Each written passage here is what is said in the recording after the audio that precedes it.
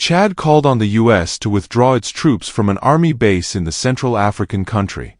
That is one of the West's few remaining outposts, to fight a ruling jihadist insurgency in the region, according to a letter from its Air Force Chief of Staff seen by Blummer.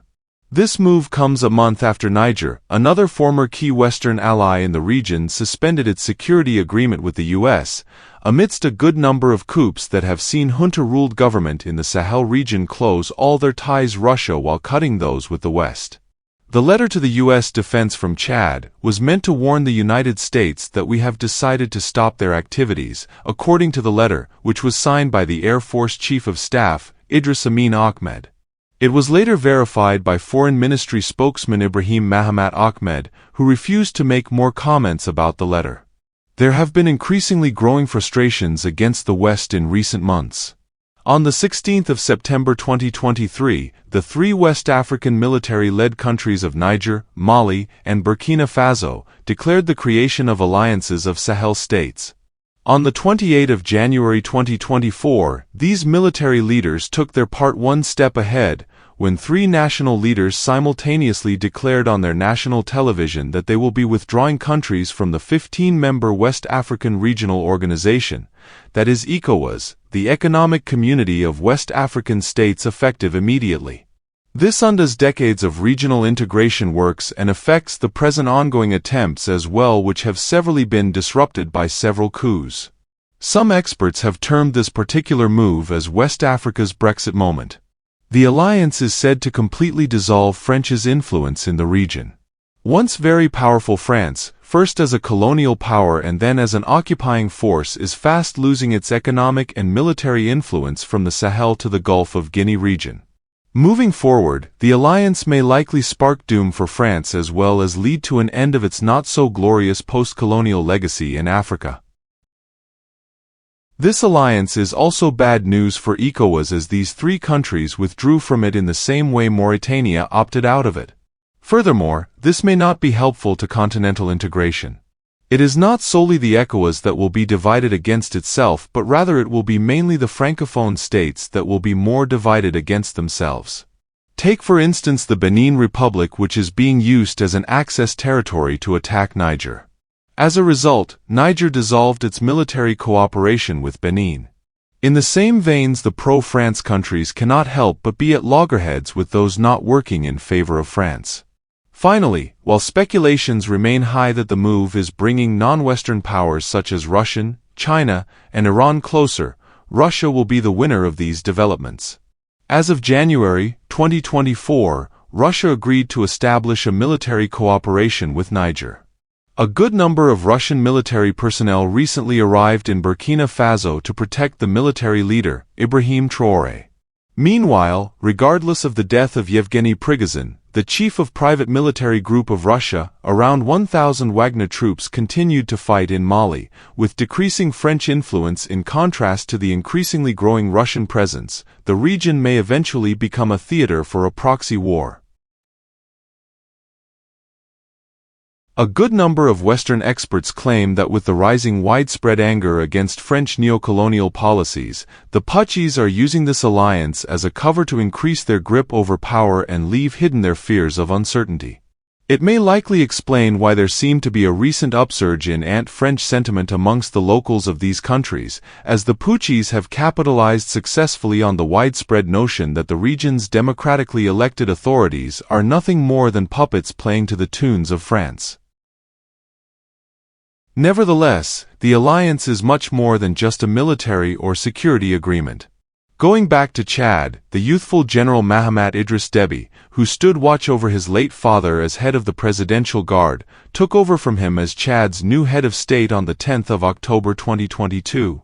The presidency moved immediately to place the reins of power in the hands of the 39-years-old general and tear up Chad's constitution, establishing a transition charter that lays out a new basic law for the desert country consisting of 16 million people.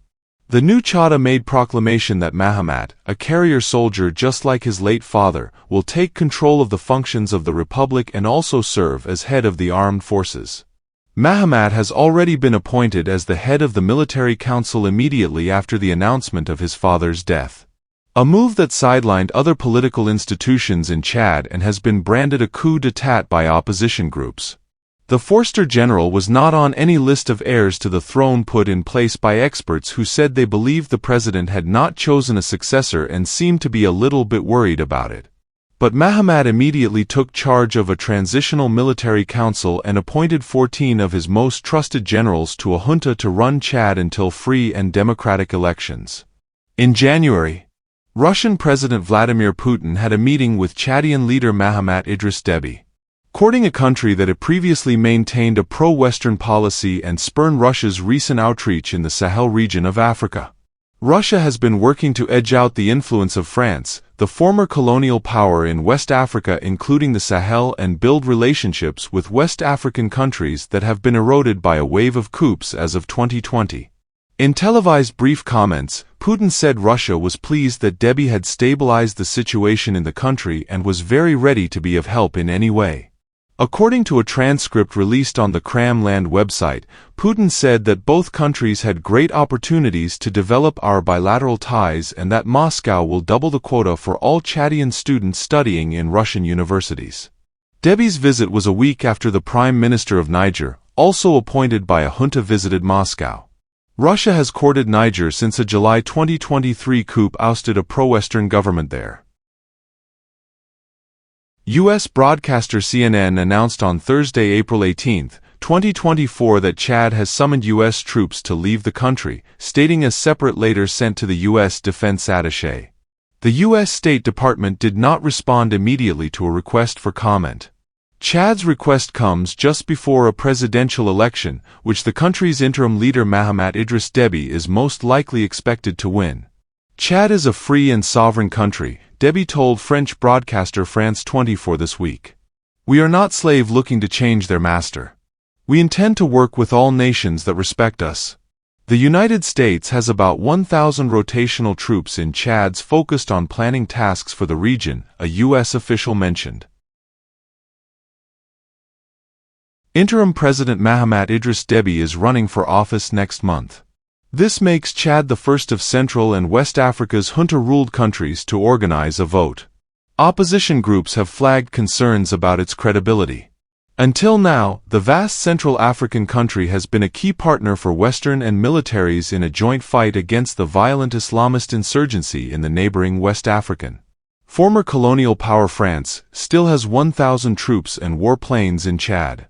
It has become all the more central to Western security strategy in the region since the neighboring West African country Niger kicked out French troops after its military junta seized power in a French coup last year. Following similar moves made by junta-led Mali and Burkina Faso. The IS officials said it will not be ideal if they had to leave Chad, but it will be far easier than a move out of Niger. The official added that it was not clear if there was an actual reason for U.S. troops to move out of Chad or if the current situation was more of a political play before the elections. Alright folks, time to wrap up our journey through the wild world of African politics. If you've had a chocolate to hit that subscribe button and turn on the notification bell even faster than a politician changes their stance. Thank you for watching till this end. Stay tuned as we keep you posted on more political shenanigans.